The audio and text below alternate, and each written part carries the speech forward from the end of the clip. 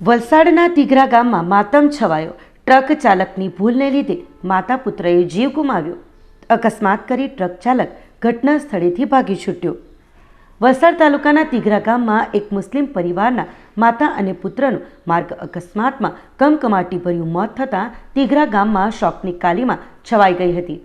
સમગ્ર ઘટનામાં વિશ્વસનીય સૂત્રો પાસેથી મળતી વધુ માહિતી મુજબ વલસાડના તીઘરા ગામે ગાંચીવાડ વિસ્તારમાં રહેતા 24 વર્ષીય સાહિલ શેખ અને તેમની માતા સબાના શેખ ઉંમર વર્ષ 40 ગતરોજ બપોરના સુમારે આશરે 12:30 વાગ્યે પોતાના ઘરે તીઘરાથી ચીખલી ખાતે ખરીદી કરવા માટે Suzuki Avenis moped number GJ15 EB 7224 પર નીકળ્યા હતા અને ચીખલીથી ખરીદી કર્યા બાદ પરત પોતાના ઘરે તીઘરા તરફ આવી રહ્યા હતા.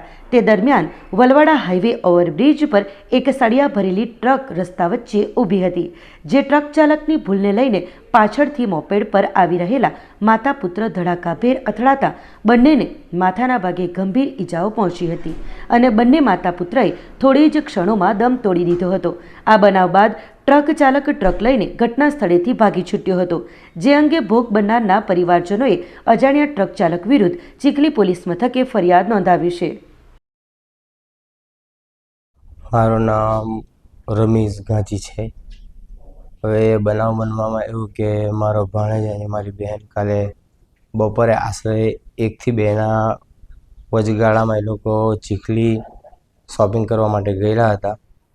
તો આવતી વખતે બલવાડા હાઈ સ્કૂલ ઓવરબ્રિજના ઉપર સળિયા ભરેલી ટ્રક હતી ઊભેલી.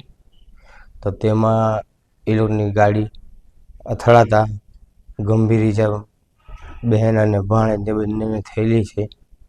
તો એ લોકોનું ઘટના સ્થળે મૃત્યુ પામે છે અને ટ્રક ડ્રાઈવર જે હતો તે અકસ્માત થતાં ત્યાંથી નાસી ગયો.